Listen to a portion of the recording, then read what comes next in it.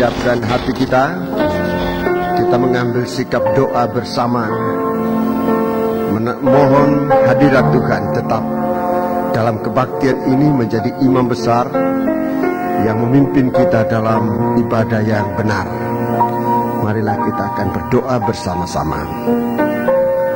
Bapa di surga, dalam nama Tuhan Yesus Kristus, kami percaya Engkau ada di surga, tapi Engkau juga ada di tengah-tengah kami pada malam ini. Saat kami memuji Engkau, kami merasakan hadirat-Mu. Kami mohon supaya hadirat-Mu tetap di tengah kami.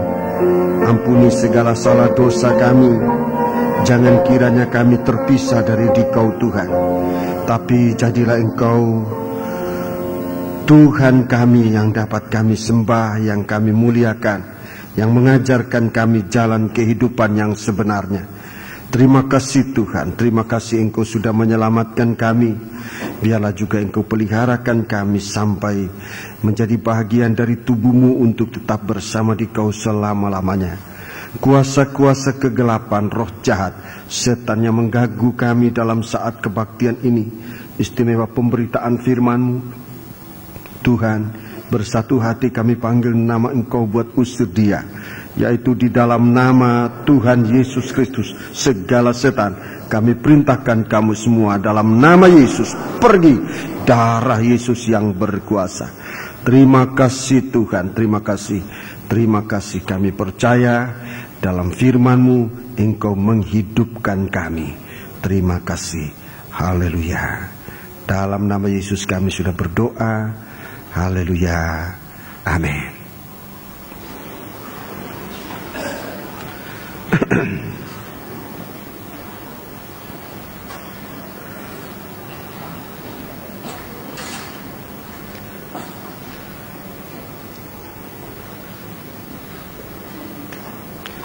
Sidang jemaat yang dikasihi Tuhan, saya menyampaikan salam sejahtera dan selamat berbahagia dalam menerima sabda Tuhan dalam nama Tuhan Yesus Kristus. Baiklah, kita memanfaatkan waktu yang Tuhan berikan kepada kita pada malam hari ini untuk duduk dengan tenang, dan biarlah urapan roh yang suci menolong kita dalam saat pemberitaan firman Tuhan.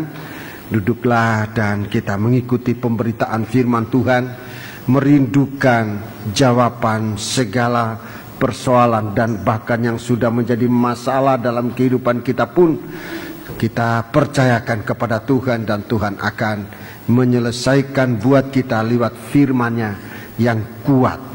Biarlah kita berikan kesempatan kepada Tuhan di dalam urapan rohnya yang suci. Ia berada di tengah-tengah kita, mengajarkan hidup yang sesungguhnya. Dia berfirman bagi kita sekalian.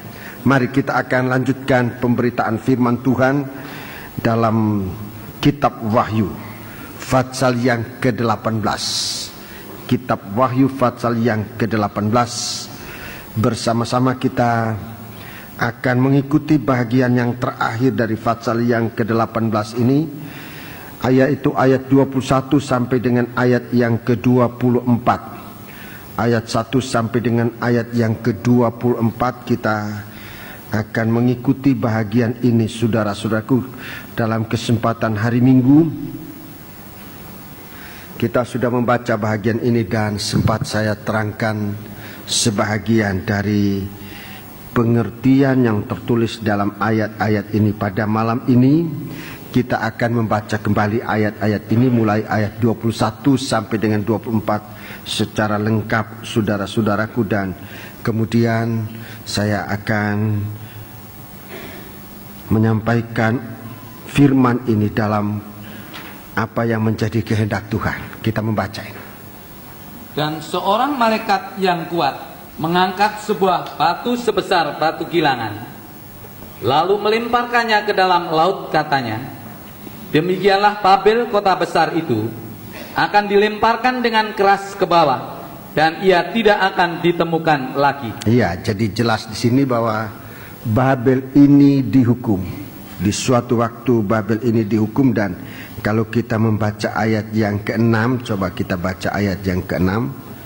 balaskanlah kepadanya sama seperti dia juga membalaskan, dan berikanlah kepadanya 2 kali lipat menurut pekerjaannya. Iya. Campurkanlah baginya 2 kali lipat di dalam cawan pencampurannya. Iya, jadi hukumannya ini sungguh berat, saudara-saudaraku, untuk kita tidak memandang ringan atau menganggap tidak ada apa-apa dengan keadaan kita sekarang, tetapi mari kita sangat waspada, sebab kita lihat bahwa isi dari Babel ini tidak lain adalah kenajisan, kejahatan, dan kebencian. Ini isi dari kota Babel, dan ini yang membuat dia harus dihukum bahkan 2 kali lipat. Saya sudah jelaskan hukuman 2 kali lipat itu. Pertama, hukuman karena dosa-dosa yang dia sudah lakukan dengan kenajisannya, dengan kejahatannya maupun dengan kebenciannya, itu pertama kali. Jadi semua dosa ini akan dihukumkan. Tetapi sebelum penghukuman akan dosa, Tuhan datang menawarkan pengampunan dosa. Itu sebelum terjadi penghukuman secara total, Tuhan datang membawa berita pendamaian. Tuhan mau ampuni dosa kita dengan rela mati di atas kayu salib. Dia yang tidak berbuat dosa dijadikan dosa buat kita supaya kita dihidupkan. Tetapi kalau tawaran pendamaian, tawaran pengampunan dosa ini, diabaikan, itulah yang dilakukan oleh Babel, mengabaikan tawaran pengampunan dosa. Maka hukuman yang akan jatuh atas Babel, atas orang semacam Babel ini 2 kali lipat. Nomor 1 karena dosa yang ia sudah lakukan, ini 1 kali. Kedua, karena dia menolak pengampunan, itu dihukum jadi 2 kali lipat.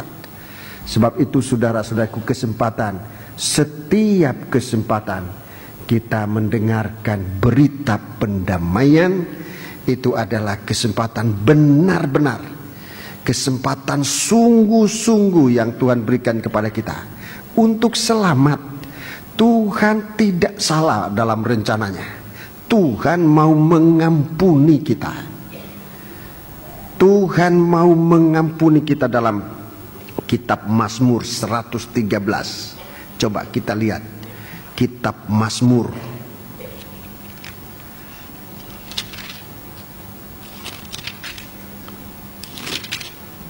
103, maaf, bukan 113, 103. Kitab Mazmur 103. Di sana pendamaian. Mazmur 103 ayat 2 sampai dengan ayat 4. Pujilah Tuhan, hai jiwaku. Iya. Dan janganlah lupakan segala kebaikannya. Terus 3. Dia yang mengampuni segala kesalahanmu. Mengampuni segala kesalahanmu. Yang menyembuhkan segala penyakitmu. Menyembuhkan segala penyakitmu. Terus Dia yang menebus hidupmu dari lubang kubur. iya, ini artinya menghidupkan. Menebus hidupmu dari lubang kubur, itu artinya menghidupkan, membangkitkan kita. Yang memahkotai engkau dengan kasih setia dan rahmat. Ini kemuliaan. Begitu hebatnya Tuhan menolong kita. Ayat yang ke-10 sampai dengan ayat 14. Mari kita lihat ini tawaran yang Tuhan berikan kepada kita.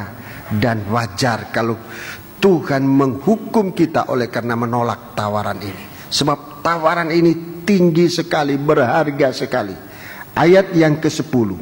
Tidak dilakukannya kepada kita setimpal dengan dosa kita. Iya, dia tidak melakukan kepada kita setimpal dengan dosa kita. Dan tidak dibalasnya kepada kita setimpal dengan kesalahan kita, Iya. tetapi setinggi langit di atas bumi. Demikian besarnya kasih setianya atas orang-orang yang takut akan Dia. Perhatikan ayat 12. Sejauh timur dari barat, Sejauh timur dari barat, demikian dijauhkannya daripada kita pelanggaran kita. Dia jauhkan dari kita pelanggaran kita. 13. Seperti Bapa sayang kepada anak-anaknya, Iya. demikian Tuhan sayang kepada orang-orang yang takut akan Dia. Sebab Dia sendiri tahu apa kita. Iya. Dia ingat bahwa kita ini Iya. debu. Ini luar biasa, saudaraku. Luar biasa. Kalau kita renungkan ini, pasti hati kita bergetar oleh kasih Allah. Begitu besarnya kasih Allah, setinggi langit dari bumi. Tidak ada orang bisa mengukur. Setinggi langit dari bumi. Saudara-saudaraku, demikian besar kasih setianya atas orang yang takut akan Dia. Begitu besar, tidak ada yang bisa disamakan dengan kasih ini. Begitu besar. Dan Tuhan menyampaikan ini benar-benar dalam kesungguhan dan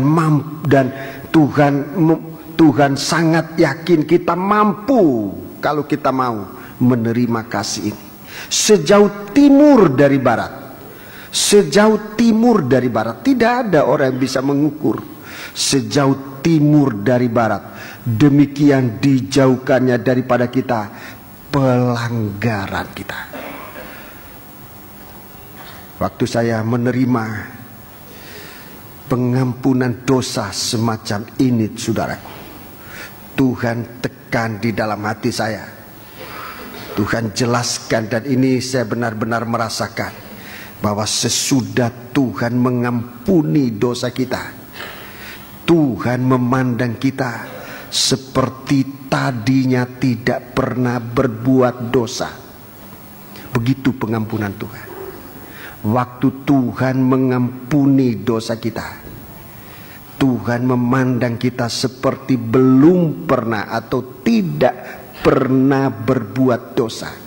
Waktu kita datang kepada Dia untuk menerima korban pendamaian itu, Dia melahirkan kita menjadi baru. Dan itu sebabnya saya punya pengertian, dan dengan pengalaman saya merasakan bahwa waktu Tuhan mengampuni dosa kita, Tuhan memandang kita seperti tadinya, seperti kemarin, seperti waktu-waktu lalu kita tidak berbuat dosa. Itu dalam 2 Korintus pasal 5 ayat 17. 2 Korintus pasal 5 ayat 17. Dan bisa dilanjutkan sampai dengan ayat 21. Tapi tekanan pada ayat 17. Waktu kita percaya Yesus mati bagi orang berdosa, termasuk kita. Dia menerima kita seperti bayi yang baru lahir. Saya mendengar kresek-kresek Alkitab ini, berarti saudara mau baca, lebih baik kita buka ini. Lebih baik kita buka. Berarti saudara serius, antusias dalam mendengarkan berita ini. 2 Korintus pasal 5. 2 Korintus pasal 5. Sebab mungkin berita ini sudah lama kita dengar, tapi malam ini menggerakkan hati kita. Mari kita baca ayat 15. Mulai ayat 15, baca lengkap sampai ayat 21. Dan Kristus telah mati untuk semua orang, Iya. supaya mereka yang hidup tidak lagi hidup untuk dirinya sendiri, Iya. tetapi untuk Dia yang telah mati dan telah dibangkitkan untuk mereka. Iya, jadi mati untuk semua orang, termasuk orang berdosa. Baca 16. Sebab itu kami tidak lagi menilai seorang juga pun menurut ukuran manusia. Iya. Dan jika kami pernah menilai Kristus menurut ukuran manusia, Iya. sekarang kami tidak lagi menilainya demikian. Iya, 17 perhatikan. Jadi, siapa yang ada di dalam Kristus? Ya, perkataan siapa ini berarti siapapun juga. Kalau saudara mau ganti perkataan siapa itu dengan nama saudara, dengan pribadi saudara, bisa berlaku. Jadi perkataan siapa ini keadilan Tuhan yang Tuhan nyatakan kepada kita, bahwa di dalam pengampunan dosa Tuhan tidak pilih kasih, tidak pandang muka, tidak lihat suku, bangsa dan bahasa, tapi semua kita sampai orang yang paling berdosa. Itu kata Rasul Paulus, dia yang paling berdosa. Dia mengaku, aku yang paling berdosa. Jadi ayat 17, jadi siapa yang ada di dalam Kristus, ia adalah ciptaan baru. Ia adalah ciptaan baru, lahir baru, kejadian baru. Siapa yang ada di dalam dia, ia adalah ciptaan baru. Terus, yang lama sudah berlalu. Yang lama sudah berlalu. Sesungguhnya yang baru sudah datang. Ya, yang baru sudah datang. 18. Dan semuanya ini dari Allah. Semuanya ini dari Allah. Yang dengan perantaraan Kristus telah mendamaikan kita dengan dirinya. Iya. Dan yang telah mempercayakan pelayanan pendamaian itu kepada kami. Iya, jadi pendamaian ini dijalankan terus sampai hari ini. Sampai saat kita membaca ayat ini, pelayanan pendamaian ini masih berlaku. 19. Sebab Allah mendamaikan dunia dengan dirinya oleh Kristus. Iya. Dengan tidak memperhitungkan pelanggaran mereka. Tidak memperhitungkan pelanggaran mereka. Ia telah mempercayakan berita pendamaian itu kepada kami. Ya, lagi bahwa berita pendamaian itu dipercayakan oleh Tuhan untuk disampaikan sampai hari ini. Ayat 20. Jadi kami ini adalah utusan-utusan Kristus. Iya, kami ini utus Kristus. Seakan-akan Allah menasihati kamu dengan perantaraan kami. Iya. Dalam nama Kristus. Dalam nama Kristus. Kami meminta kepadamu. Kami minta kepadamu. Berilah dirimu didamaikan dengan Allah. Berilah dirimu didamaikan dengan Allah. Baca terus. Dia yang tidak mengenal dosa telah dibuatnya menjadi dosa karena kita, supaya dalam dia kita dibenarkan oleh Allah. Iya, terima kasih. Jadi kita lihat, saudara-saudaraku, apa yang dilakukan oleh Tuhan sebelum menghukum itu luar biasa. Yaitu sampai manusia yang berdosa sekalipun, yang sangat-sangat berdosa, dia mau ampuni.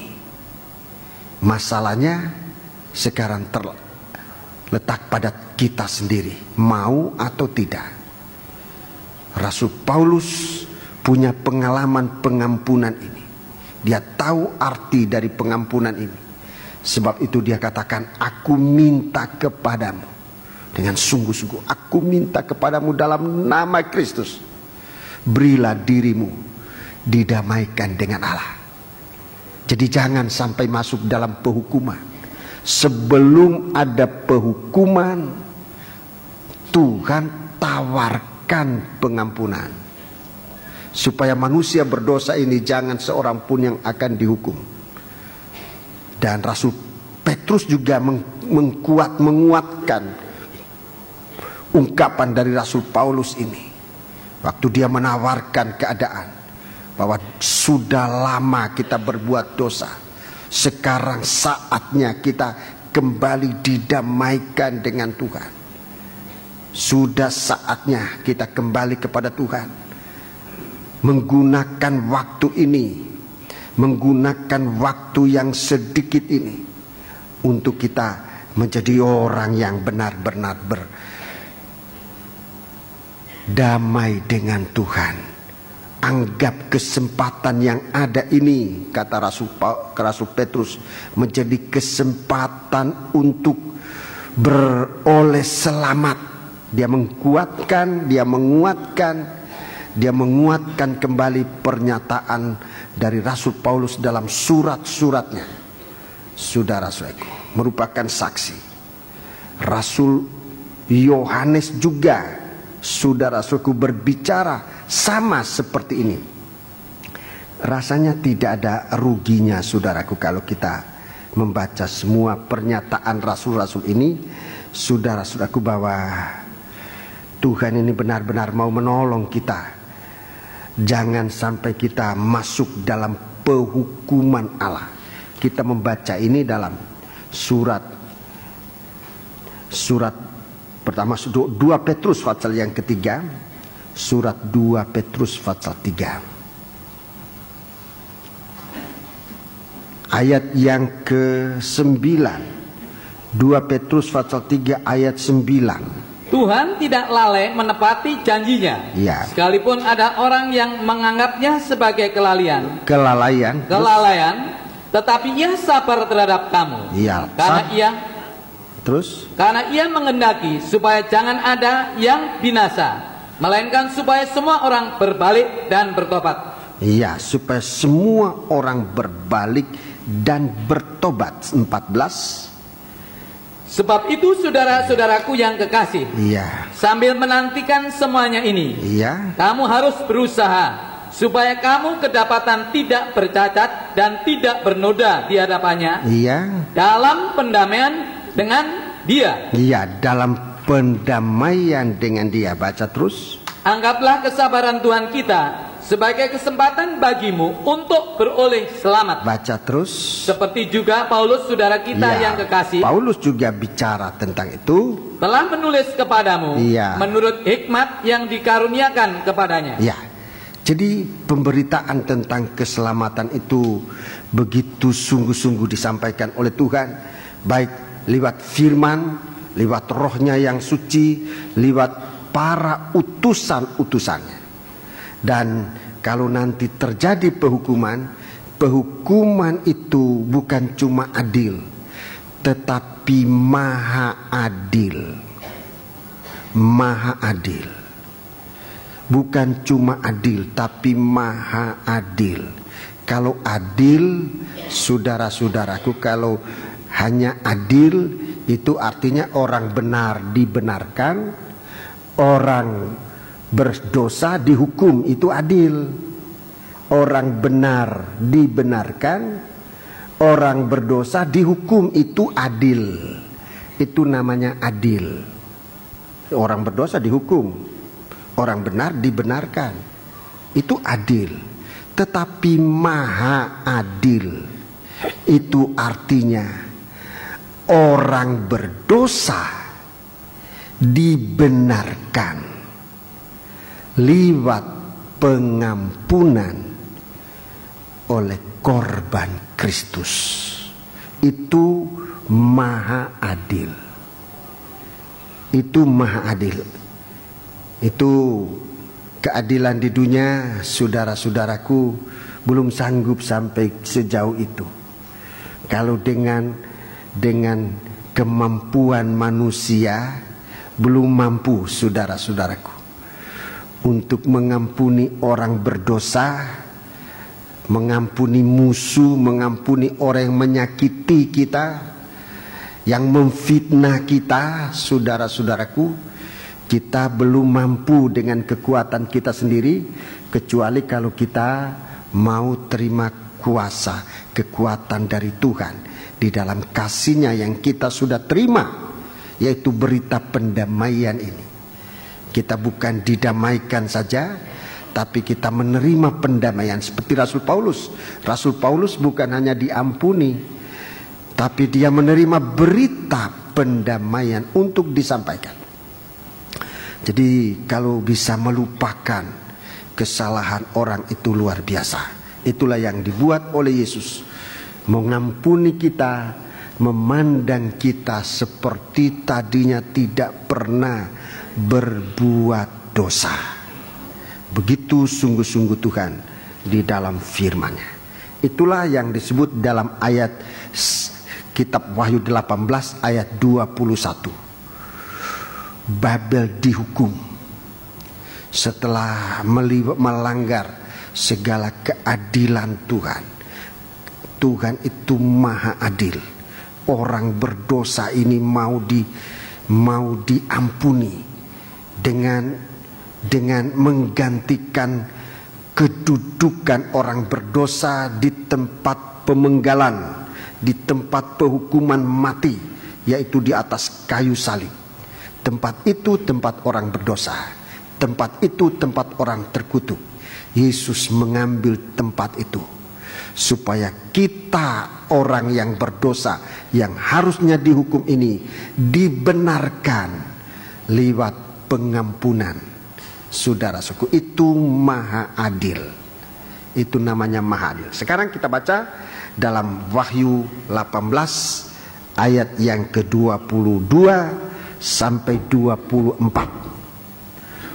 Wahyu 18 ayat 22 sampai dengan 24. Ini penghukuman. Ini penghukuman. Mari kita baca. Dan suara pemain-pemain kecapi dan penyanyi-penyanyi dan peniup-peniup seruling dan sangkakala tidak akan kedengaran lagi di dalammu. Dan seorang yang ahli dalam sesuatu kesenian tidak akan ditemukan lagi di dalammu. Dan suara kilangan tidak akan kedengaran lagi di dalammu. Ini berarti benar-benar kiamat. Saya kira kita bisa mengerti semua istilah ini. Tidak ada istilah yang lebih lagi, ya ini aja. Ini benar-benar kiamat. Tidak ada lagi yang indah, tidak ada lagi yang baik. Kiamat.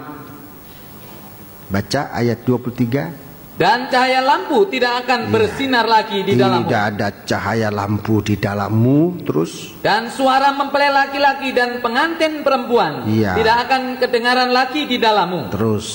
Karena pedagang-pedagangmu adalah pembesar-pembesar di bumi. Oleh ilmu sihirmu semua bangsa disesatkan. Iya. Jadi ini lagi benar-benar tidak bisa ditolong lagi.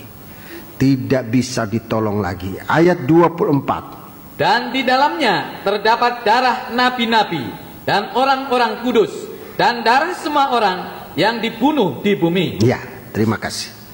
Jadi kita melihat dalam 3 ayat ini, ayat 22, 23, 24. Saudara-saudaraku, kita lihat di sana, di dalamnya ada kenajisan, ada kejahatan, ada kebencian. Itu isi dari kota Babel. Kalau semua ini, saudara-saudaraku, semua ini tidak ditemukan lagi, inilah buah-buah kenajisan, kejahatan, dan kebencian. Ini hukuman yang sangat berat. Jadi ada kenajisan, ada kejahatan, ada kebencian. Itu isi dari kota Babel. Ayat 2 dan ayat yang ayat 2. Ya, ayat 2. Dan ia berseru dengan suara yang kuat, katanya, sudah roboh Babel, kota besar itu.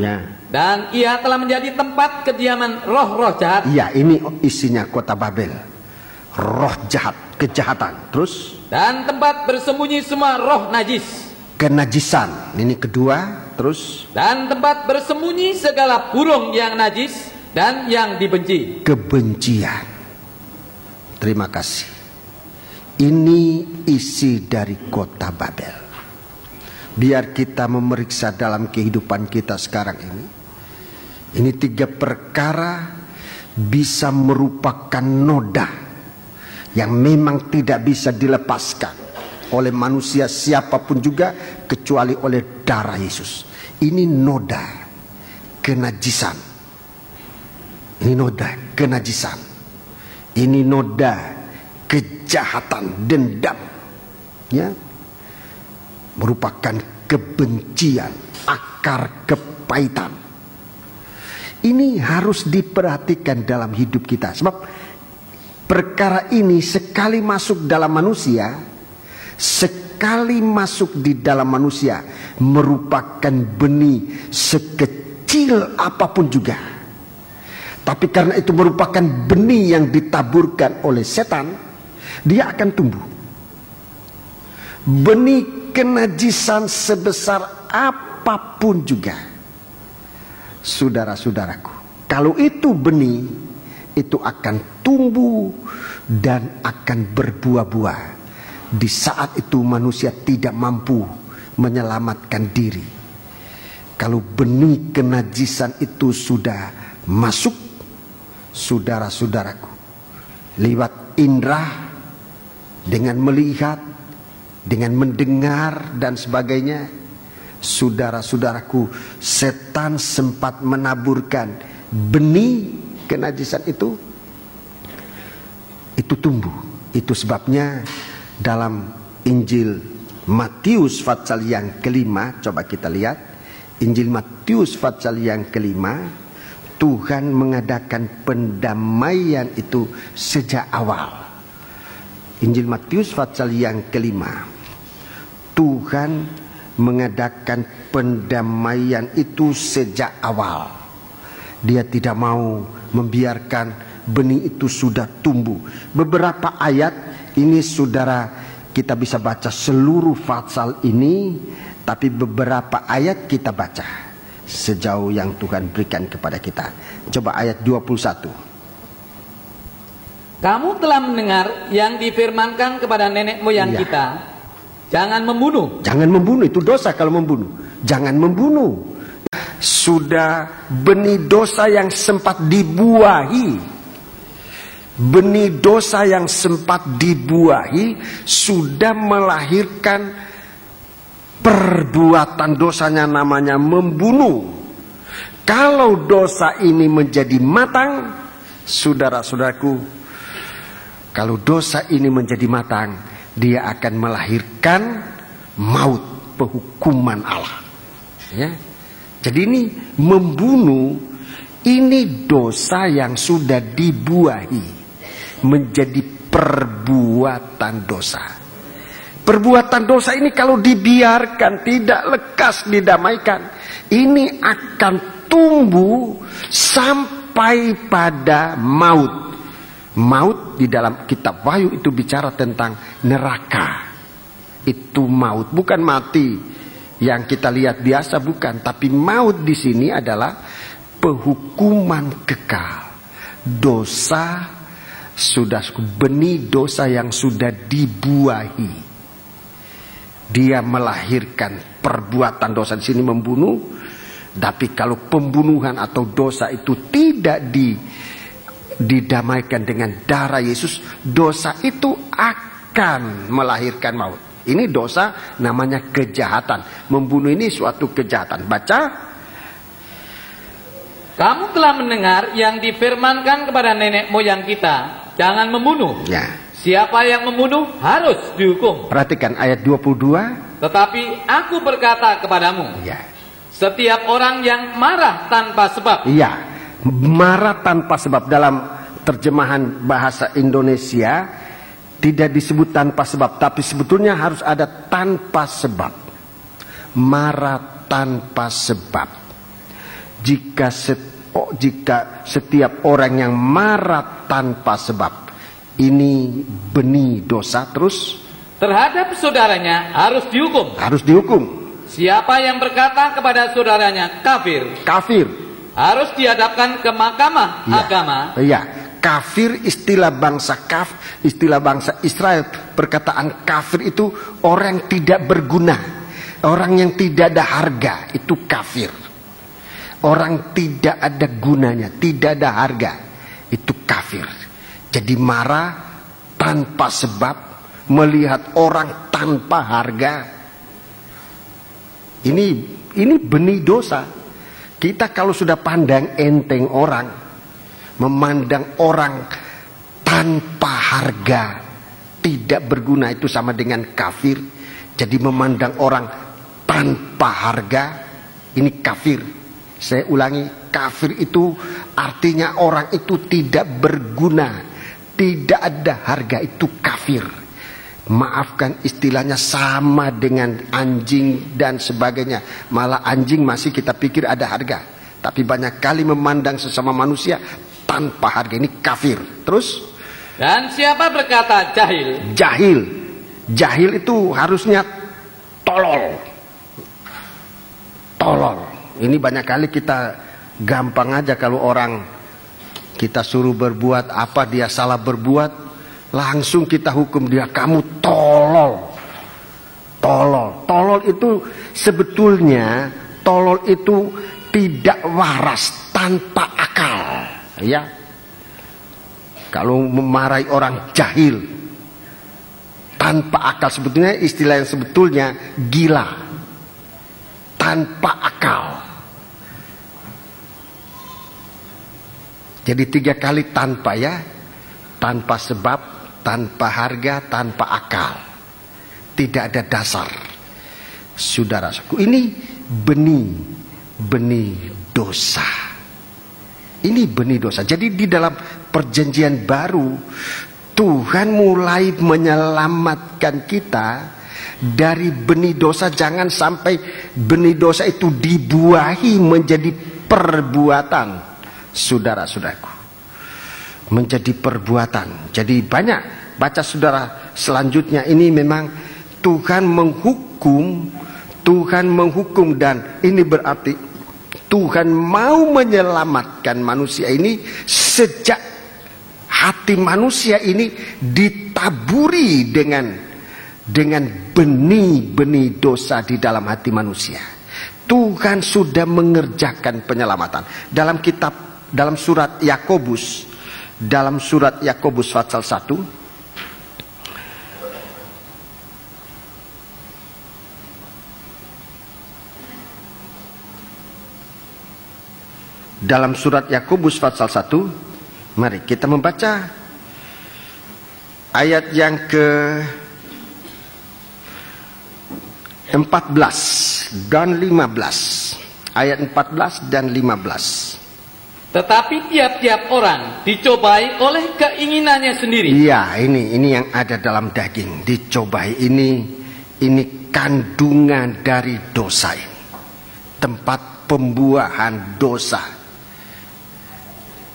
Tetapi tiap-tiap orang dicobai oleh keinginannya sendiri. Terus, karena ia diseret dan dipikat olehnya. Ya, diseret dan dipikat olehnya. 15. Dan apabila keinginan itu telah dibuahi. Ya, keinginan itu, benih itu telah dibuahi. Ia melahirkan dosa. Ia melahirkan dosa. Dan apabila dosa sudah matang. Apabila dosa sudah matang. Ia melahirkan maut. Maut. Jadi benih itu ada, saudara, maafkan. Di dalam hati manusia ini sempat ditaburi oleh setan dengan benih dosa. Diseret untuk menerima benih dosa itu. Kalau benih dosa itu dibuahi, itu artinya dibuahi, artinya dipraktikkan, dilakukan. Ingin mencuri, lalu mencuri, itu benih dosa dibuahi. Menjadi dosa mencuri namanya. Tadinya baru ingin berdosa, ingin mencuri, ingin hartanya orang. Belum mencuri, baru ingin hartanya. Itu benih. Kalau dibiarkan, lalu dibuahi, itu artinya keinginan itu diikutkan atau diikuti. Manusia mencuri, menjadilah ia pencuri, berdosa. Begitu juga marah tanpa sebab, itu benih. Itu benih. Kita sudah marah, itu benih. Saudara-saudaraku, marah tanpa sebab, itu benih. Kalau dibuahi, dilakukan, jadi pemukulan, jadi pembunuhan, itu dosa. Sudah berbuat dosa. Kalau dosa itu dibiarkan, pada akhirnya menjadi matang, dosa itu menjadi matang, dia akan melahirkan maut. Itu yang dihukum, maut, dihukum kekal. Maut di sini bukan sekedar mati, tapi maut di sini ini bicara tentang api neraka. Jadi Tuhan memang mengerjakan pekerjaan pendamaian bagi kita sekalian. Mulai dari benih itu jatuh dalam hati manusia. Segala dosa merupakan benih. Tadinya hanya merupakan benih kecil. Merupakan benih kecil yang tidak segera diselesaikan. tidak segera kita datang kepada Tuhan untuk mendengar firman-Nya. Firman ini juga berkuasa untuk menghapuskan, untuk membersihkan kita dari benih-benih dosa itu, dari pikiran kita yang tidak benar, keinginan kita yang tidak betul, emosi yang merugikan, dan sebagainya. Firman Allah ini akan membawa kita, mengarahkan kita kepada hidup yang suci. Tapi kalau kita mendengar firman Allah tidak melakukannya, tidak dengar-dengaran, itulah tabiat dari Babel. Pada hari Minggu saya sudah menyampaikan, saudara-saudaraku, mengapa Babel itu dihukum. Dia sudah suka melanggar undang-undang, bahkan sampai melanggar janji abadi. Janji abadi itu firman. Janji abadi itu firman. Manusia tidak dengar-dengaran pada firman Allah, tidak dengar-dengaran pada suara Roh Kudus yang begitu halus di dalam hati kita. Roh Kudus berbicara di dalam hati kita begitu halus, dan sekalipun halus kita bisa dengar secara jelas, saudara-saudaraku. Tetapi manusia mengabaikannya. Manusia ikut membuahi benih dosa. Dan kalau benih dosa ini dibuahi, akan melahirkan dosa. Dosa perbuatan. Di zaman Perjanjian Lama, Tuhan hanya bicara tentang dosa-dosa yang dilakukan, itu yang dihukum. Tapi dalam Perjanjian Baru, Tuhan buka lebih jelas. Sebab mendekati hari penghukuman, mulai dari akar benih dosa ini harus dihapuskan. Saudara-saudaraku, mulai dari akar dosa. Sebab kalau hanya potong di atasnya dosa ini, hanya perbuatannya, akarnya tidak dicabut, dia bisa bertunas malah lebih banyak. Sebab itu Tuhan mau tolong kita agar jangan sampai kepada maut.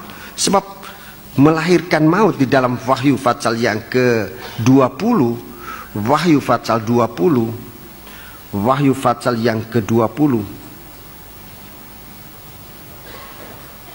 ayat yang ke-14. Lalu maut dan kerajaan maut itu, atau kita baca ayat 13.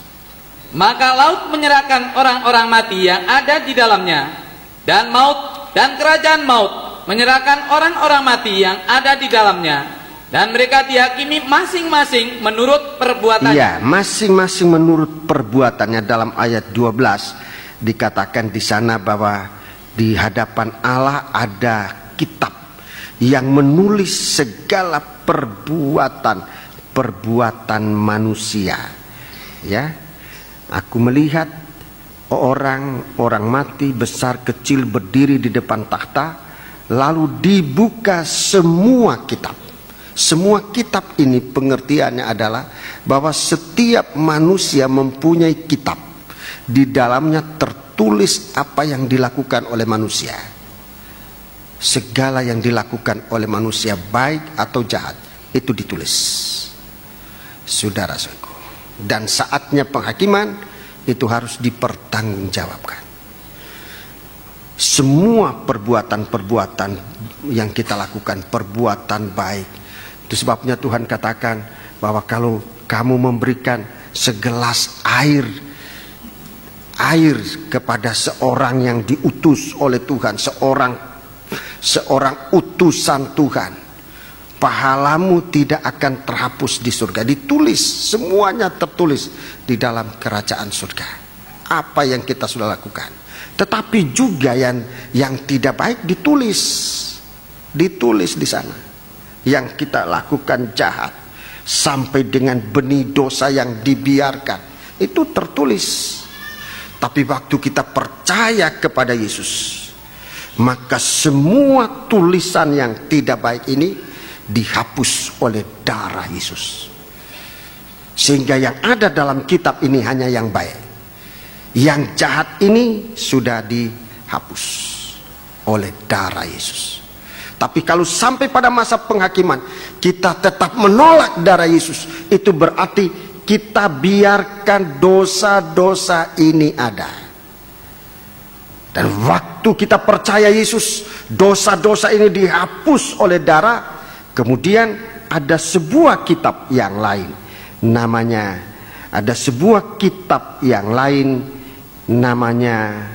kitab kehidupan. Ini menulis nama-nama. Jadi kalau dosa itu buku kita sudah bagus semuanya, perbuatan baiknya ada, dosanya sudah dihapus, kita mendapat nama. Dalam Wahyu Fatsal yang kedua disebut kita mendapat nama baru. Ada nama itu, dan nama itu ditulis dalam kitab kehidupan. Nama itu ditulis dalam kitab kehidupan. Ya.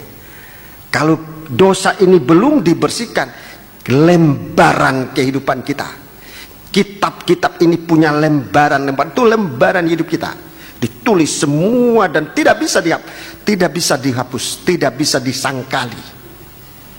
Kalau kitab ini sudah dibersihkan, nama kita ditulis di dalam kitab kehidupan. Dalam ayat yang ke-13 tadi, saudara-saudaraku, maka manusia itu dihakimi menurut perbuatan yang tertulis di dalam kitab ini. Ayat 14. Lalu maut dan kerajaan maut itu dilemparkanlah ke dalam lautan api. Itulah kematian yang kedua, lautan api. Ayat 15. Dan setiap orang yang tidak ditemukan namanya tertulis dalam kitab kehidupan itu, ia dilemparkan ke dalam lautan api itu. Ya. Jadi tidak mungkin salah. Tidak mungkin salah. Pengadilan ini tidak mungkin salah. Saudara, tidak ada yang terlibatkan, tidak ada yang kelupaan, salah tembak, salah tangkap, tidak ada. Sebab di sini perbuatan itu lengkap.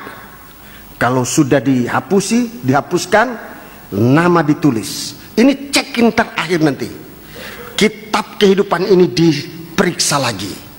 Kitab kehidupan diperiksa lagi. Ada namanya atau enggak? Orang ini ada namanya di dalam kitab kehidupan ini atau enggak? Tidak mungkin salah.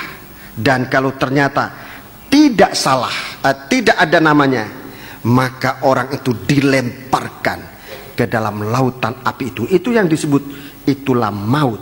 Itulah kematian yang kedua atau maut, saudara-saudaraku.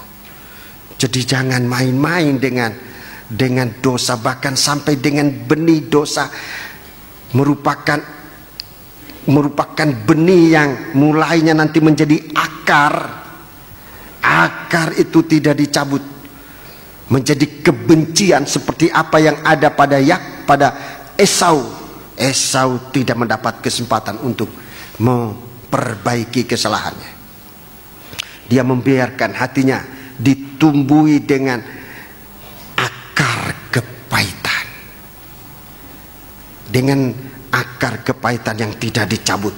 Akar kepahitan dia dendam kepada saudaranya.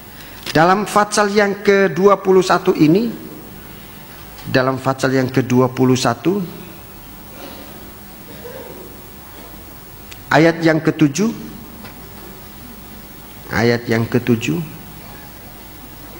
barang siapa menang, ia akan memperoleh semuanya ini, dan aku akan menjadi Allahnya, dan ia akan menjadi anakku. Ayat 21, ayat yang ke-7. Iya. Ayat 8. Tetapi orang-orang penakut, iya, orang-orang yang tidak percaya, iya, orang-orang keji, orang-orang pembunuh, iya, orang-orang Sunda, tukang-tukang sihir, penyembah-penyembah berhala, dan semua pendusta, mereka akan mendapat bagian mereka di dalam lautan yang menyala-nyala oleh api dan belerang. Inilah kematian yang kedua. Inilah kematian kedua. Ini dosa-dosa yang sudah matang, sudah dewasa, melahirkan maut. Dosa yang tidak pernah diakui. Dosa-dosa yang tidak pernah diakui. Ini melahirkan maut. Saudara-saudaraku, itu penghukuman Babel. Sebab itu mari saudara, kehidupan kita ini Biarlah kita bawa sungguh-sungguh kepada Tuhan. Kalau malam ini Tuhan tunjukkan kepada kita, maka Tuhan mau kasih kehidupan. 1 Yohanes pasal yang kelima, 1 Yohanes pasal yang kelima,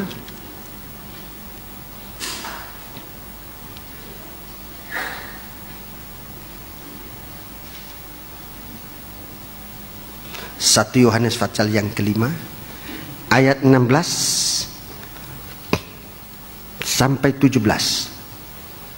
Kalau ada seorang melihat saudaranya berbuat dosa, Ya, kalau melihat saudara berbuat dosa, yaitu dosa yang tidak mendatangkan maut, terus hendaklah ia berdoa kepada Allah, dan Dia akan memberikan hidup kepadanya, yaitu mereka yang berbuat dosa yang tidak mendatangkan maut.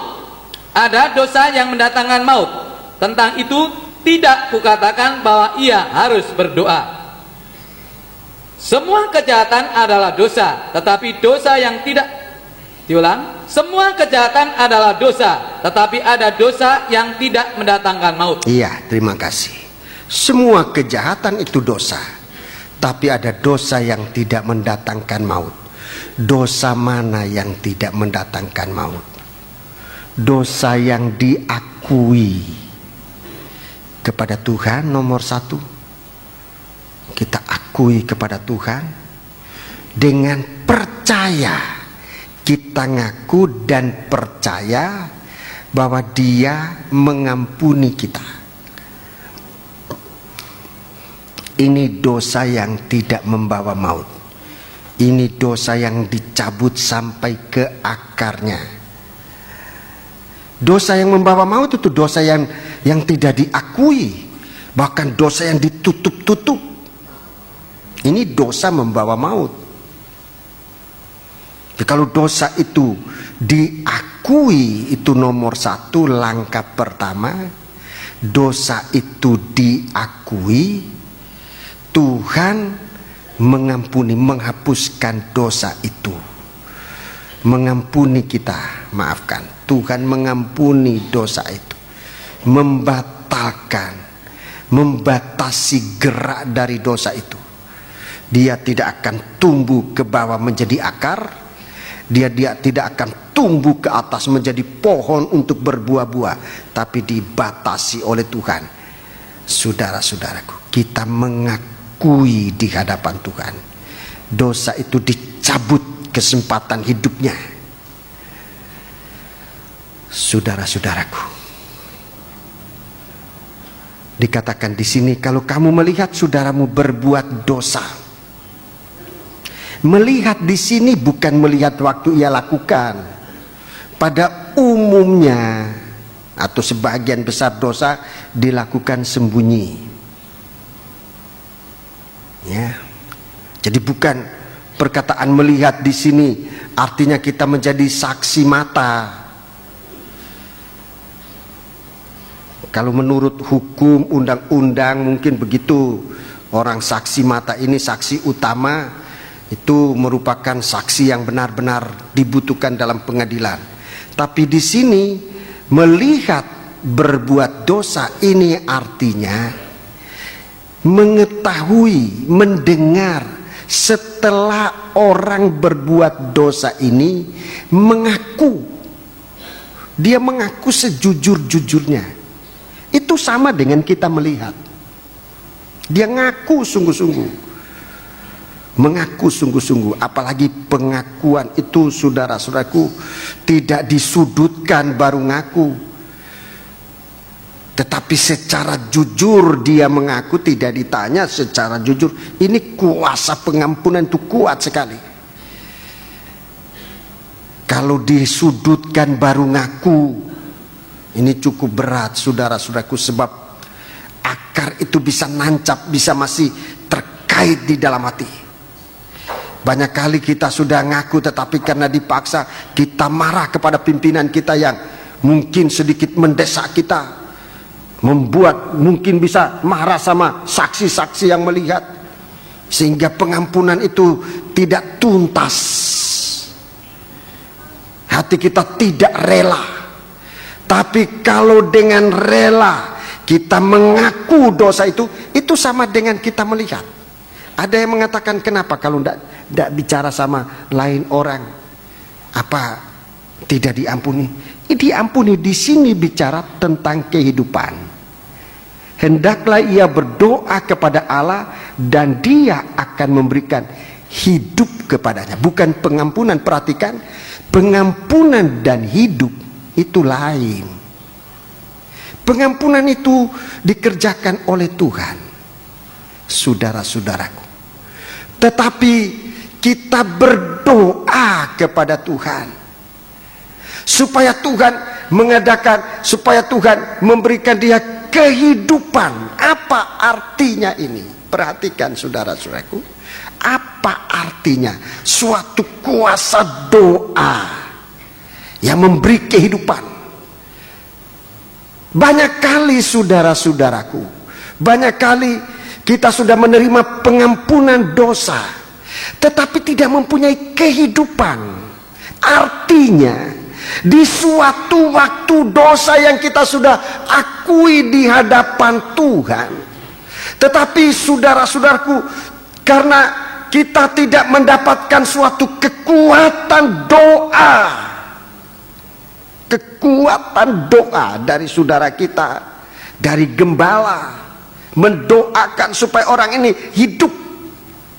Suatu waktu manusia ini mengulangi dosa yang ia sudah akui di hadapan Tuhan, dan tidak ada orang tahu, tidak ada orang tahu. Dia melakukan dosa itu. Dosa itu hidup kembali, dan kali ini lebih kuat. Dia lebih tertancap akarnya ke bawah. Saudara-saudaraku, dia lebih kuat. Dan dia pikir tidak ada orang tahu. Dia begitu leluasa berbuat dosa lagi. Dosa dia ulangi. Dosa itu diulangi. Dosa itu mantap. Saudara-saudaraku, dosa ini bisa tumbuh untuk berbuahkan maut. Dosa semacam ini bisa berkembang, bertunas, sebab memang akarnya tidak dicabut, sehingga dia masih bisa hidup. Tapi kalau dia didoakan supaya ia bisa hidup, itu sama dengan akarnya ini dicabut, dan itu namanya kelepasan. Sampai dosa yang pernah kita lakukan itu, tapi kita akui di hadapan Tuhan, dan kita sempat didoakan untuk menerima benih kehidupan. Di satu waktu dosa yang dulu kita suka lakukan, kita benci, itu namanya kelepasan. Lebih dari pengampunan, itu kelepasan. Inilah kehidupan. Semua kejahatan adalah dosa, tapi ada dosa yang tidak mendatangkan maut. Dosa yang diakui, dosa yang dicabut sampai ke akarnya, itu tidak mendatangkan maut. Tuhan mau menyucikan kita. Mari kita kembali pada Wahyu pasal yang ke-18. Saya sudah jelaskan beberapa kenajisan ini. Di sini tadi kita lihat hukuman-hukuman itu. Tapi apa yang menyebabkan penghukuman-penghukuman ini? Pada kesempatan hari Minggu yang lalu saya sempat jelaskan 3 poin, saudara-saudaraku, 3 poin. Yaitu yang pertama, karena melanggar undang-undang. Dalam Yesaya 24 ayat 8, ayat 5 sampai dengan ayat yang ke-8, sebenarnya ayat 1 sampai dengan ayat 8, saudara-saudaraku, itu melanggar undang-undang. Sampai melanggar perjanjian abadi. Itu firman Allah. Itu dosa. Itu suatu kenajisan. Yang kedua, saudara-saudaraku, adalah anak Tuhan yang tidak dengar-dengaran. Anak Tuhan yang tidak dengar-dengaran. Anak Tuhan itu tidak dengar-dengaran. Mari, untuk ini saya akan jelaskan kembali. Sebab pada hari Minggu itu saya jelaskan sepintas lalu, pada malam ini saya akan jelaskan kembali. Yeremia 25. Kitab Nabi Yeremia pasal yang ke-25. Mari kita perhatikan ini, saudaraku. Jadi jangan dosa ini membuat kehidupan manusia itu dihukum oleh Tuhan.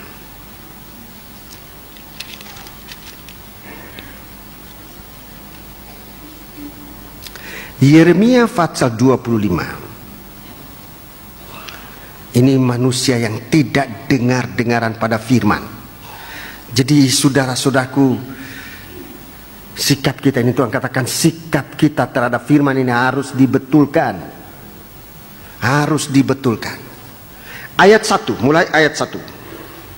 Firman yang datang kepada Yeremia tentang segenap kaum Yehuda dalam tahun keempat pemerintahan Yoyakim bin Yosia, Raja Yehuda, yaitu dalam tahun pertama pemerintahan Nebukadnezar, Raja Babel. Ya, baca terus. Firman itu telah disampaikan oleh Nabi Yeremia kepada segenap kaum Yehuda dan kepada segenap penduduk Yerusalem, katanya, sejak dari tahun yang ke-13 pemerintahan Yosia bin Amon, Raja Yehuda, sampai hari ini. Sampai hari ini.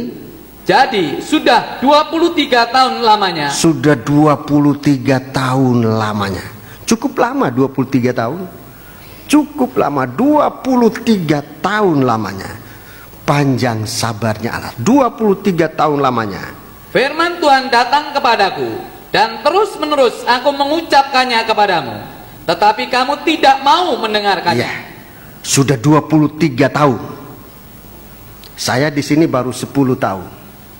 Tahun ini 10 tahun. Jalan 10 tahun.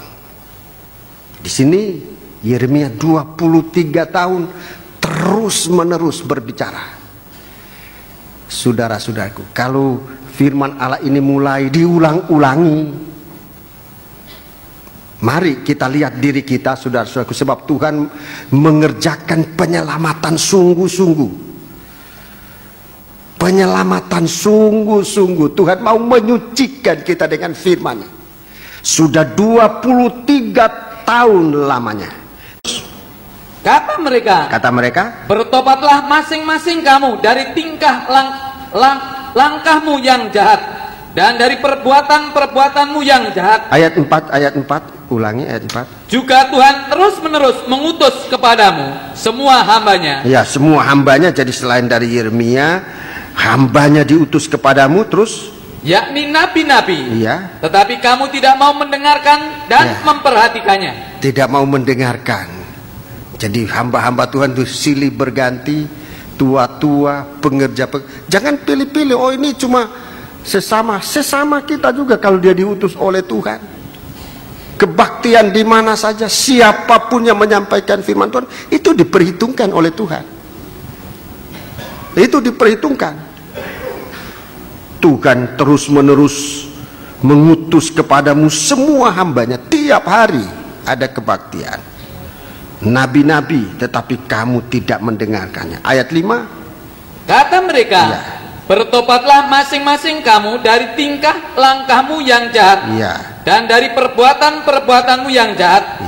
Maka kamu akan tetap diam di tanah yang diberikan Tuhan kepadamu dan kepada nenek moyangmu dari selama-lamanya sampai selama-lamanya. Ayat 6, perhatikan. Juga janganlah kamu mengikuti Allah lain untuk beribadah dan sujud menyembah kepadanya. Janganlah kamu menimbulkan sakit hatiku dengan buatan tanganmu. Jangan membuat sakit hatinya Tuhan dengan buatan tanganmu, supaya jangan aku mendatangkan malapetaka kepadamu. Perhatikan ayat 7. Tetapi kamu tidak mendengarkan ini aku. 3 kali, tidak mendengarkan aku. Terus, demikianlah firman Tuhan, sehingga kamu menimbulkan sakit hatiku dengan buatan tanganmu untuk kemalanganmu sendiri. Untuk kemalanganmu sendiri. Jadi sampai 3 kali kamu tidak mendengarkan. Yeremia bicara, aku menyampaikan firman, kemudian nabi-nabi yang lain, utusan-utusan lain, kamu tetap tidak mendengar. Sudah mengulang-ulangi perkataan firman, kamu tetap tidak mendengar. Kamu tidak mendengar. Saya sampai berulang kali mengatakan, saya mengatakan ini supaya jangan ada satu orang mengatakan, aku lakukan itu karena pendeta aku tidak bilang, karena gembala tidak ngomong. berulang-ulang kali. Sebab Tuhan tidak mau nanti dituduh, oh Tuhan ini tidak adil. Tuhan memberitahukan bahkan berulang-ulang. Tapi sampai dengan ayat yang ketujuh, tetapi kamu tidak mendengar aku, sehingga kamu menimbulkan sakit hatiku dengan buatan tanganmu. Ayat 8. Sebab itu beginilah firman Tuhan semesta alam, oleh karena kamu tidak mendengarkan perkataan-perkataanku. Perhatikan 9. Sesungguhnya aku akan mengerahkan semua kaum dari utara. Iya. Demikianlah firman Tuhan, menyuruh memanggil Nebukadnezar Raja Babel. Hambaku itu, aku akan mendatangkan mereka melawan negeri ini, melawan penduduknya, dan melawan bangsa-bangsa sekeliling ini, yang akan kutumpas dan kubuat menjadi kengerian, menjadi sasaran suitan, dan menjadi ketandusan untuk selama-lamanya. Ya, saudara lihat ini saudaraku, suatu proses penghukuman. Terima kasih. Suatu proses penghukuman. Jangan kita pikir kita belum dihukum oleh Tuhan, sementara sebenarnya proses hukum ini sudah jalan. Bagaimana jalannya?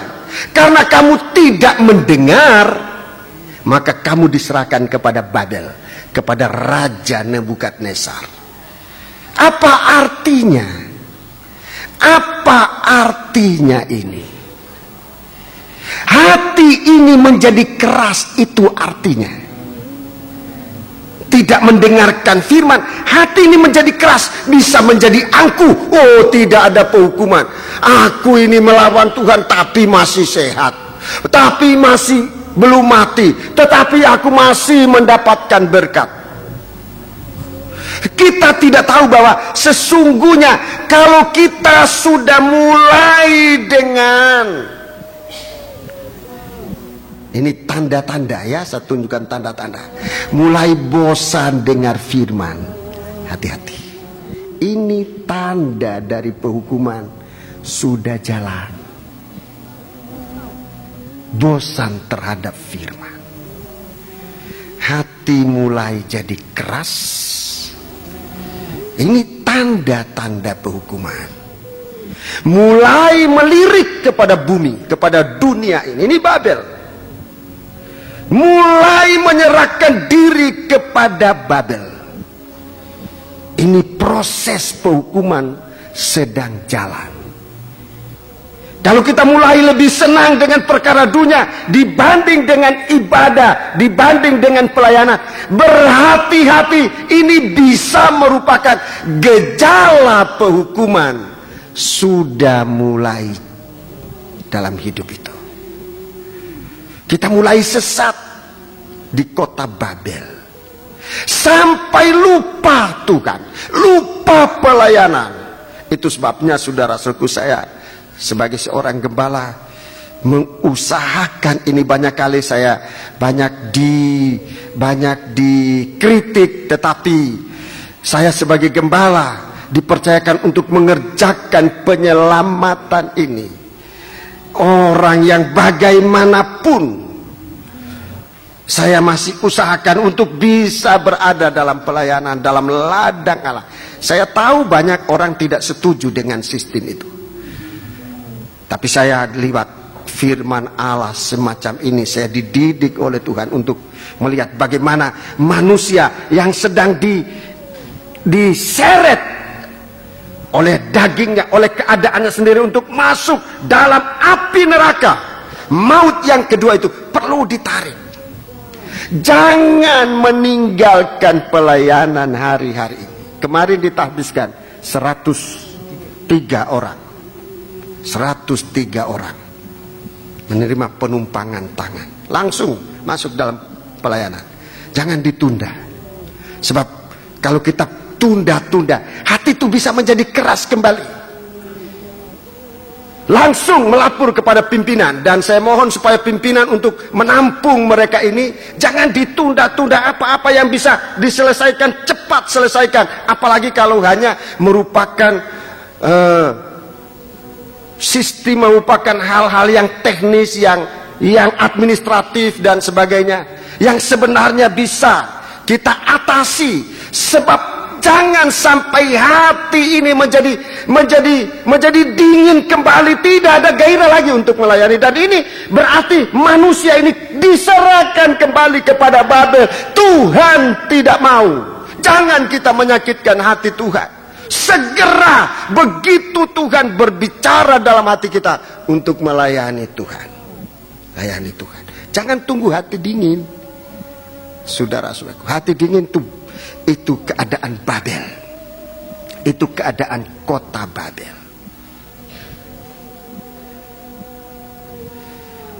Saudara-saudaraku, pelayanan kita kepada Tuhan, pengikutan kita kepada Tuhan harus dimulai dengan dengar-dengaran. 23 tahun aku mengulang-ulangi. Saya baru 10 tahun. Saya masih punya waktu 13 tahun lagi untuk sama seperti Yeremia mengulang-ulangi firman. Jadi saya tidak ada alasan untuk mengatakan saya sudah menyampaikan. Saya masih harus menyampaikan lagi ini. Menyampaikan lagi. Kalau Tuhan berikan aku waktu hidup 1000 tahun di bumi ini, 1000 tahun akan saya gunakan untuk mengulang-ulangi firman Allah ini. Tapi rasanya tidak sampai segitu Tuhan sudah datang kembali. Saudara-saudaraku, harus. Itu gejala. Itu proses penghukuman. Tidak langsung ke api neraka, tidak. Mulai dari hati ini dingin terhadap kasihnya Tuhan. Mulai mengasihi apinya dunia.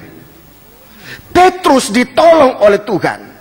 Sejak dia mulai dingin terhadap kasihnya Allah. Petrus waktu terjadi percobaan, waktu dia melihat Yesus sudah ditangkap, seakan Yesus tidak berdaya untuk mempertahankan hidupnya. Hatinya Petrus mulai tawar, mulai dingin. Dan apa yang ia lakukan? Sementara Yesus di dalam pengadilan yang tidak adil, Petrus dia cari api yang lain. Dia pergi duduk bersama-sama dengan orang-orang dunia, dengan orang-orang yang melawan kepada Yesus. Dia duduk di situ, di sekitar api dunia itu. Dia menghangatkan dirinya di situ, tetapi tanpa sadar di situ ia menggenapkan penyangkalannya kepada Tuhan. Jangan saudara pikir kita tinggalkan kebaktian, kita tinggalkan pelayanan, tidak ada hal-hal yang dahsyat bisa terjadi. Bisa-bisa di saat itu terjadi penyangkalan yang sempurna untuk menyangkal, aku tidak kenal Tuhan. Itu sebabnya orang-orang dalam percobaan kalau datang kepada saya katakan datang dalam kebaktian. Aku tidak bisa konsentrasi, saya bilang datang dalam kebaktian. Sebab di sini ada api kasihnya Allah yang bisa menghangatkan engkau. Soal nanti kita punya konsentrasi nanti sesudah kasih Allah ini menguasai kita kembali. Sebab proses hukuman ini yang terjadi. Petrus dalam percobaan, dia coba menjauh dari Tuhan. Padahal dia sebetulnya dikasih kesempatan untuk lolos, melewati barikade, melewati pemeriksaan ketat. Dia masih bisa masuk. Tapi dia tidak menggunakan kesempatan itu. Hatinya dingin. Dia mencari pemanasan. Bukan dari kasih Allah. Dia berdiam bersama-sama dengan orang-orang yang menyerahkan Yesus untuk disalibkan. Di situ dia menyangkal. Dia menyempurnakan penyangkalannya. Di waktu dia memandang kepada Yesus, dan waktu Yesus itu memandang dia, mata bertemu mata. Matanya Tuhan bagaikan api yang menyala.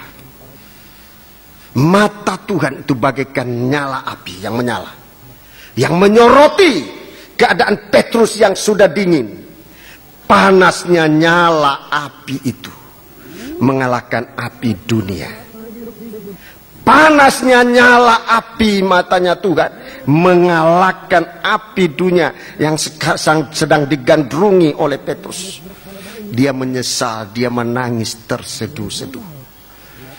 Dia sadar akan kesalahannya. Saudara, perhatikan proses penghukuman ini. Proses penghukuman ini yang sering terjadi dalam kehidupan manusia. Tapi kalau kita sekarang bisa mendengarkan firman Allah, kita gunakan kesempatan, sebab penghukuman tidak selalu langsung. Jangan kita pikir kita masih hidup, tetapi lihat ulah kita ini. Kalau kita sudah tidak mengasihi Tuhan, itu berarti sudah berada dalam proses penghukuman yang kalau tidak lekas ditolong, sementara kita masih hidup dalam tubuh ini, di waktunya nanti akan masuk dalam api neraka. Di sini jelas, aku akan menyuruh memanggil Nebukadnezar, Raja Babel. Aku akan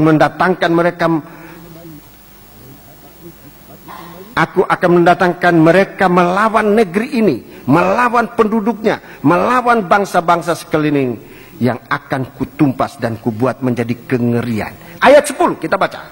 Yeremia 25 ayat 10. Jadi saudara-saudaraku, mundur dari Tuhan, mundur dari pelayanan, itu sama dengan melangkahkan kaki kepada penghukuman.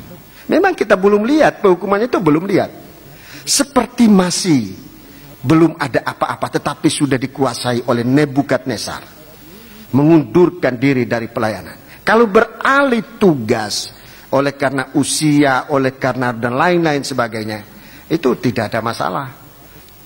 Tetapi menjadi non-aktif, sampai bisa-bisa kebaktian pun enggak. Ini bahaya betul. Ayat 10. Aku akan melenyapkan dari antara mereka suara kegirangan dan suara sukacita. Ya, ini sudah tanda-tanda penghukuman. Bagaimanapun kalau kita meninggalkan Tuhan, tanda ini langsung dilarang. Tidak ada kesukaan. Sekalipun di sana, kita pikir di sana ada kesukaan, segala macam ada kesukaan. Tapi kegirangan, suara sukacita, terus suara pengantin laki-laki dan pengantin perempuan, bunyi batu kilangan dan cahaya pelita. Ya, jadi tidak ada, mulai banyak terjadi saudara-saudaraku. Kegirangan tidak ada, sukacita tidak ada, suasana mempelai di dalam nikah juga nggak ada. Suara pengantin laki-laki, pengantin perempuan tidak ada lagi. Itu berarti nikah mulai dingin, mulai tidak ada apa-apanya lagi. Tidak ada lagi suara mempelai, yang ada suara musuh. Suami dan istri bermusuhan. Bukan begitu suara mempelai. Suara mempelai laki-laki nggak ada, suara pengantin perempuan juga sudah tidak ada. Itu berarti keadaan ini sungguh menyakitkan. Saudara, kesukaan bekerja dan sebagainya mulai tidak ada. Dalam nikah juga tidak ada. Suara bunyi batu kilangan. Ini batu kilangan bicara soal ekonomi. Soal ekonomi. Batu kilangan ini bicara soal ekonomi. Ekonomi juga mulai. Bukan tidak ada untungan. Mungkin bisa saja ada untung, mungkin uangnya banyak, tetapi sudah mulai tidak bisa dimanfaatkan. Bunyi kilangan tidak ada lagi. Berkat itu tidak lagi membawa kehidupan, hanya untuk memuaskan daging. Itu sudah bahaya. Itu sudah berbahaya. Berkat-berkat yang tadinya kita gunakan untuk memuliakan Tuhan tidak ada lagi. Sekarang seluruhnya untuk kepentingan daging, untuk hura-hura, untuk apa saja. Bahkan bisa-bisa, saya tidak usah ngomong terlalu banyak. Saya kira saudara mengerti.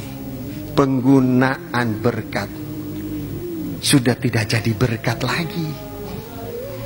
Karena ada uang sudah berbuat, maafkan. Ini berbuat yang tidak baik di hari-hari. Serong sini sana, ini bukan suara kilangan lagi.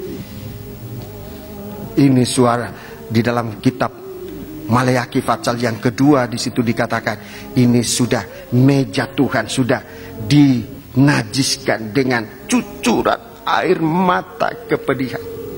Air mata suami yang dihianati oleh istri, air mata istri yang dihianati oleh suaminya, air mata anak-anak yang kehilangan ibu dan ayahnya karena masing-masing menurut jalannya. Sehingga dalam rumah itu tidak ada lagi suatu doa yang bisa didengar oleh Tuhan. Kilangan, suara kilangan tidak ada lagi. Saudara-saudaraku, dalam ayat 10 ini dan cahaya pelita. Tidak ada cahaya pelita apalagi, yang dilihat di situ hanya kengerian karena kegelapan. Hanya kengerian karena kegelapan. Itu sudah tanda-tanda. Kalau masih di bumi, masih tanda-tanda penghukuman. Kalau nyawa kita, roh kita sudah diambil kembali, maka kehidupan itu masuk dalam lautan api. Di bumi ini belum kelihatan nerakanya, tapi pengalaman neraka sudah dialami. Itu pengalaman neraka. Kalau saudara baca ayat 10 ini, pengalaman neraka di bumi. Ayat 11. Maka seluruh negeri ini akan menjadi reruntuhan dan ketandusan, dan bangsa-bangsa ini akan menjadi hamba kepada Raja Babel 70 tahun lamanya. Ya, selanjutnya sudah baca di rumah. Ini disebutkan 70 tahun, tapi angka 70 ini mempunyai arti nubuat yang sangat dalam sekali. Ini artinya masuk dalam penghukuman kekal. Angka 7 itu bicara sempurna, ya. 70 tahun ini bicara kesempurnaan yang dinyatakan oleh firman Allah. 70, 7 itu sempurna, 10 itu firman. Firman yang tidak ada seorang manusia yang bisa melakukannya. Jadi berada dalam pelanggaran firman secara penuh. Saudara-saudaraku, ya. Jadi itulah yang disebutkan suatu kenajisan. Tidak dengar-dengaran pada firman Allah itu berkembang untuk masuk pada proses penghukuman neraka di bumi ini. Neraka di bumi. Tapi setan mengatakan inilah surga dunia. Sebetulnya neraka. Tapi setan mengatakan inilah kesukaan. Inilah surga di bumi ini. Sebetulnya tidak ada itu, saudara. Yang sebenarnya adalah neraka, saudara-saudaraku. Sebab surga itu tidak bisa lepas dari firman Allah. Tidak bisa lepas dari melakukan firman Allah. Sebab surga di bumi ini, perjalanan hidup kita di dalam surat Filipi dikatakan kalau kita berjalan menurut firman, perjalanan hidup kita perjalanan surgawi. Saudaraku, dalam Filipi lebih baik dibaca surat Filipi supaya jangan kita samakan surga di bumi dengan sebenarnya neraka dengan Babel. Saudara-saudara, dengan penghukuman di bumi ini tidak sama. Mari kita lihat dalam Filipi pasal yang kedua. Banyak kali di dalam kesukaan semacam itu orang berkata, maafkan, Filipi pasal 3. Filipi pasal 3. Filipi pasal 3. Coba kita baca mulai ayat 17. Saudara-saudara, ikutilah teladanku dan perhatikanlah mereka yang hidup sama seperti kami yang menjadi teladanmu. Ya, 18. Karena seperti yang telah kerap kali kukatakan kepadamu dan yang kunyatakan pula sekarang sambil menangis, banyak orang yang hidup sebagai setru salib Kristus. Iya, hidup sebagai setru salib. Kesudahan mereka ialah kebinasaan. Kesudahan mereka adalah kebinasaan. Perhatikan, Tuhan mereka ialah perut mereka. Perut mereka, isi hati mereka, kesukaan mereka. Saudara, apa yang mereka mau, itulah Tuhan mereka. Tuhanku itulah hatiku, itulah perutku. Tuhan mereka itulah perut mereka. Terus. Kemuliaan mereka ialah aib mereka. Kemuliaan yang aib itu dianggap satu kemuliaan. Terus. Pikiran mereka semata-mata tertuju kepada perkara dunia. Ini proses hukuman terjadi di bumi.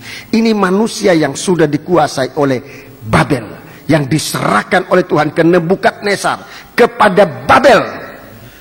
Ayat 20, perhatikan ayat 20. Ini kita, ini yang sebenarnya. Karena kewargaan kita adalah di dalam surga. Perkewargaan terjemahan lain dikatakan perjalanan kita, perjalanan hidup kita adalah di dalam kerajaan surga. Terus, dan dari situ juga kita menantikan Tuhan Yesus Kristus ya, sebagai juru selamat. Iya, ayat 21, yang akan mengubah tubuh kita yang hina ini sehingga serupa dengan tubuhnya yang mulia, menurut kuasanya yang dapat menaklukkan segala sesuatu kepada dirinya. Iya, menaklukkan segala sesuatu kepada dirinya. Jadi sekarang perjalanan kita itu perjalanan melakukan firman, perjalanan langkah-langkah yang melakukan firman. Kalau kita seakan buntu jalan, jangan buat jalan sendiri, jangan putus asa. Saat itu kita harusnya memandang Tuhan, mengambil teladan, biarkan mendengar firman. Firman akan membuatkan jalan bagi kita. Saudara-saudaraku, jangan buntu jalan, apalagi dalam percobaan. Karena ekonomi, karena banyak percobaan di hari-hari ini. Percobaan soal makan sehari-hari sudah menjadi masalah hari-hari ini. Saya sangat mengingat saudara-saudara dalam doa. Itulah yang mampu saya lakukan. Banyak saudara-saudara untuk makan aja susah. Belum ditambah lagi dengan soal tempat tinggal, kontrak rumah dan sebagainya. Belum lagi ditambah dengan dari pekerjaan mungkin PHK. Saya tidak bisa membayangkan bagaimana saudara punya keadaan semacam itu. Sidang jemaat saya anjurkan doakan saudara-saudara kita.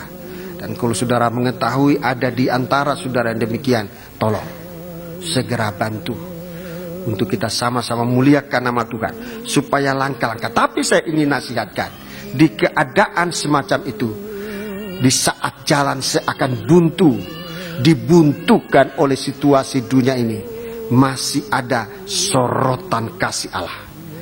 Nyala api matanya Tuhan. Wahyu pasal 1 mengatakan mata Tuhan itu bersinar bagaikan api yang bercahaya. Dia akan membuatkan kita jalan. Jangan membuat jalan sendiri. Jangan membuat jalan sendiri. Bagi sidang jemaat, sebagai sesama anggota tubuh, bantulah saudara-saudara sejauh mana kita bisa bantu saudara-saudaraku. Perlu pertolongan, dan supaya kasih Allah ini menjadi sangat jelas di dalam kita. Ini perjalanan hidup. Perjalanan hidup, kewargaan kita ada di surga. Ini sebetulnya langkah-langkah kita di bumi ini, itu langkah-langkah kerajaan surga. Dari situ juga kita menantikan Tuhan Yesus Kristus sebagai juru selamat. Jadi dalam langkah-langkah semacam ini sebetulnya langkah-langkah penantian kita kepada Tuhan. Di saat langkah kita ini kita lakukan sesuai firman, tubuh kita diubah oleh Tuhan. Kita sedang mengalami diubah. Setiap langkah yang kita lakukan, saat itu tubuh kita diubahkan oleh Tuhan. Tuhan akan mengubahkan tubuh kita yang hina ini. Jadi tubuh ini, saudaraku, diubahkan oleh Tuhan menjadi serupa dengan tubuhnya yang mulia. Itulah tubuh rohani yang disebut dalam 1 Korintus 15. Itu tubuh yang tidak akan mati.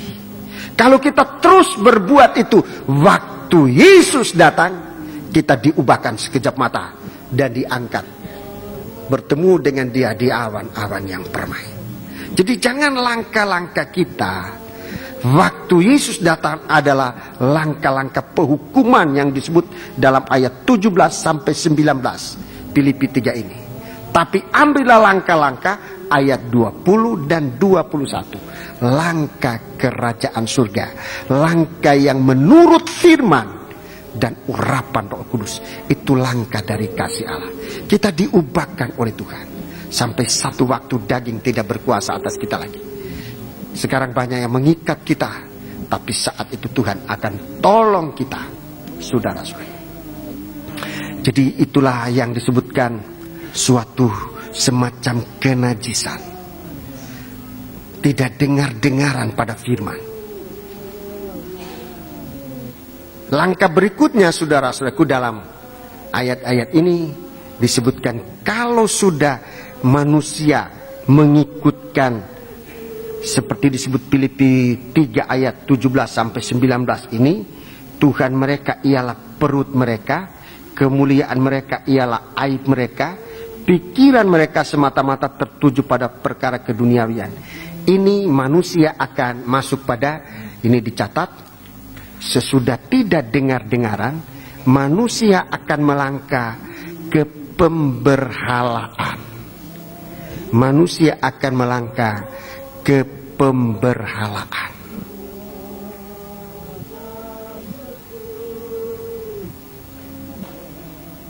Itu langkah berikut, ya.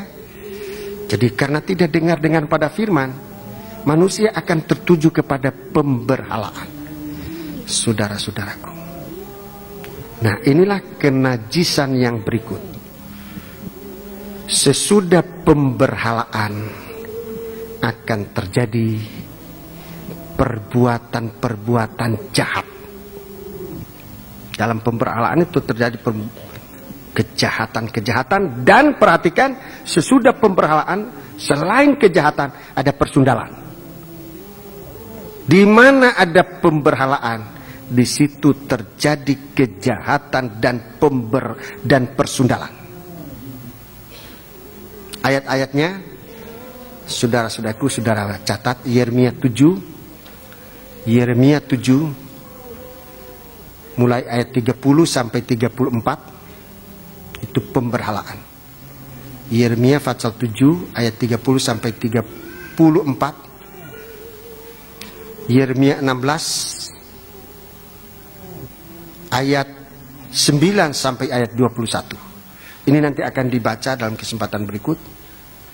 Kemudian persundalan, Nahum 3 ayat 4. Nahum pasal 3 ayat yang keempat. Ini nanti akan saya terangkan dalam kesempatan berikut, saudara-saudaraku. Dan itu isi kenajisan dan kejahatan yang ada di dalam kota Babel. Kenajisan dan kejahatan. Itu isinya kota Babel. Saya akan jelaskan dalam kesempatan berikut. Jika Tuhan izinkan, saya mohon bantuan doa dari sidang jemaat. Ayat yang ke-24 nanti itu berbicara tentang kebencian, ya. Kebencian. Itu pula akan dihukum oleh Tuhan. Ya. Semoga apa yang kita sudah terima akan menjadi berkat buat kita. Marilah kita memperhatikan dengan sebaik-baiknya.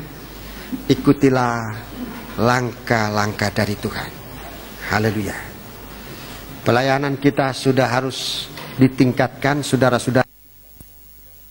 Langkah-langkah kita diarahkan kepada suasana surga untuk kita mengalami pada saatnya. Haleluya.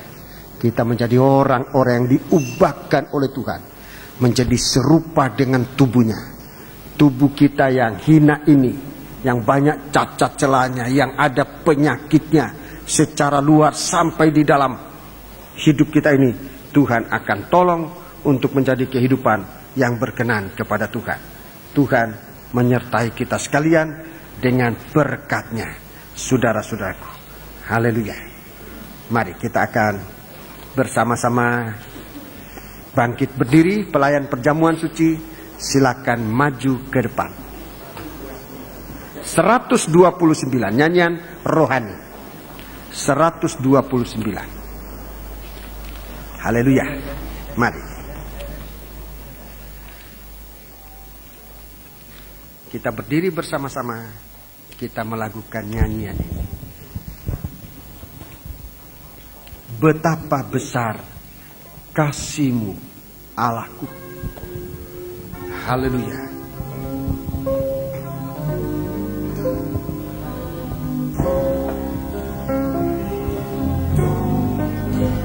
Betapa besar kasih-Mu,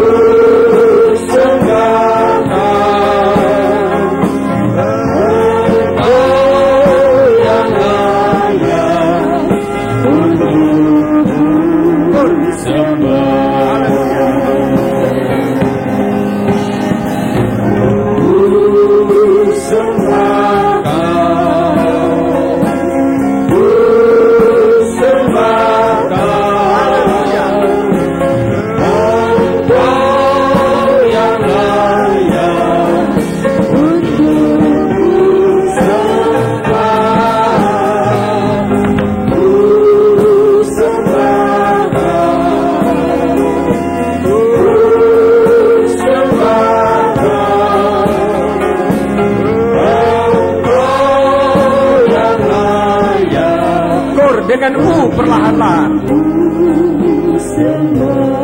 Kor dengan U kita menyembah Allah dengan U. Naikkan doa penyembahan. Ya Ramalawasa Kalawasa. Ya Ramatori Ya Rawasa. Ya Ramalawasa.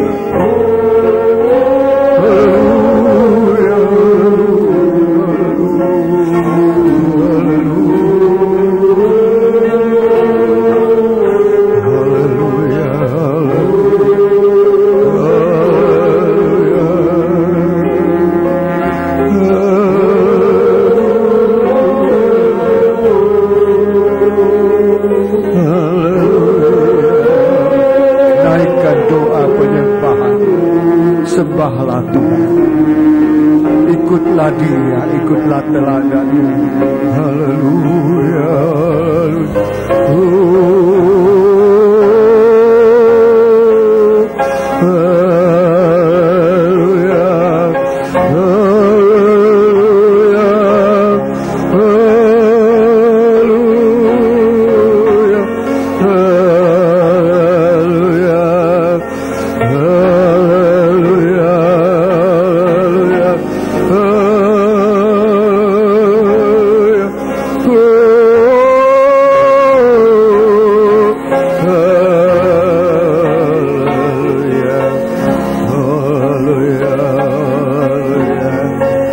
Terima kasih Bapa di surga. Terima kasih Engkau Allah kami, Allah yang hidup, Allah yang berkuasa, yang memelihara kehidupan kami. Banyak perkara-perkara Engkau sudah kerjakan di dalam kami. Tuhan, kami tidak dapat membalas segala kebaikan-Mu kepada kami. penyembahan kami juga masih kurang. Seandainya kami persembahkan tubuh kami, hidup kami kepadamu, sesungguhnya kami tidak layak Tuhan. Haleluya. Sebab banyak perbuatan-perbuatan, banyak rencana dalam hati kami yang tidak berkenan di hadapan hadirat-Mu, yang kami paksakan kami lakukan, yang sesungguhnya menyakitkan hati-Mu Tuhan. Ampuni kami malam ini Bapa. Haleluya, haleluya. Terima kasih buat darah pendamaian yang Engkau berikan kepada kami, untuk kami bisa menyembah Engkau. Tuhan, nyalakan api penyembahan dalam setiap hati kami. Sebelum kami makan tubuh dan darah-Mu, kami mohon ini, nyalakan api kasih-Mu dalam kami, agar kami mau dan rindu untuk menyembah Engkau dalam kehidupan kami. Kita angkat tangan kita dua sekali lagi. Haleluya, haleluya. Biar nyala api Tuhan menyala dalam kita. Nyala api kasih Tuhan membakar hati kita untuk suka menyembah Dia. Haleluya, haleluya. Haleluya, haleluya. Haleluya, haleluya, haleluya. Terima kasih Tuhan, terima kasih. Turunkan tangan. Sekarang Tuhan,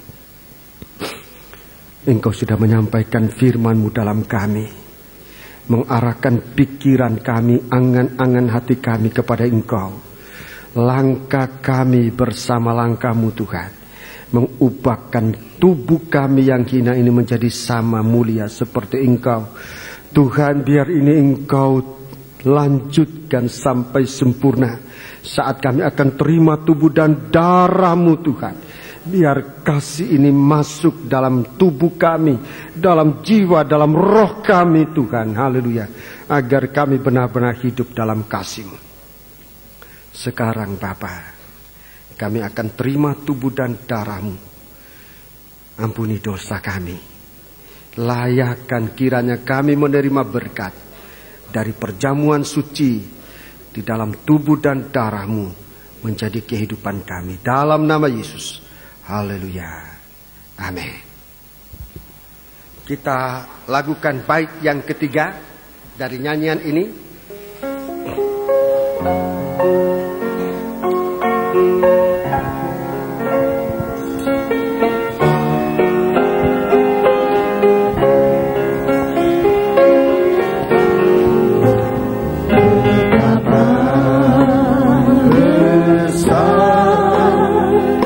Kuasa-Mu Roh Kudus, Kau lepaskan aku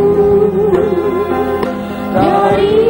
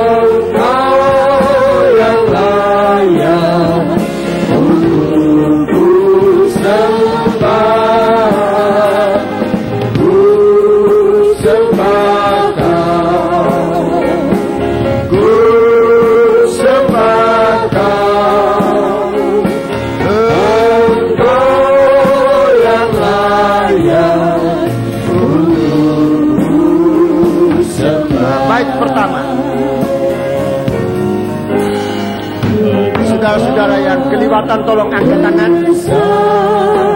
Di lantai 2 tolong dibantu.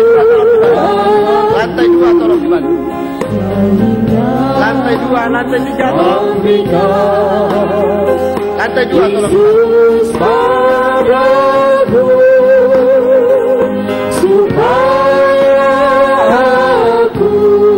Di balkon miring masih. Balkon sebelah timur. Balkon sebelah timur.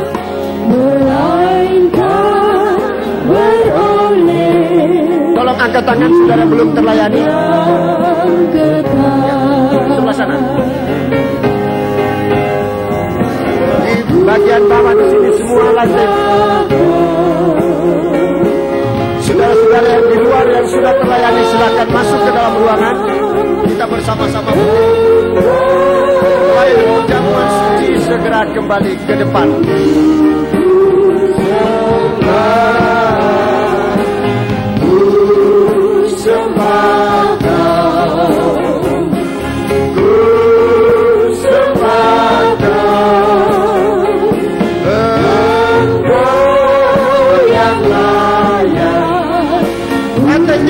Lantai 3 belum lengkap.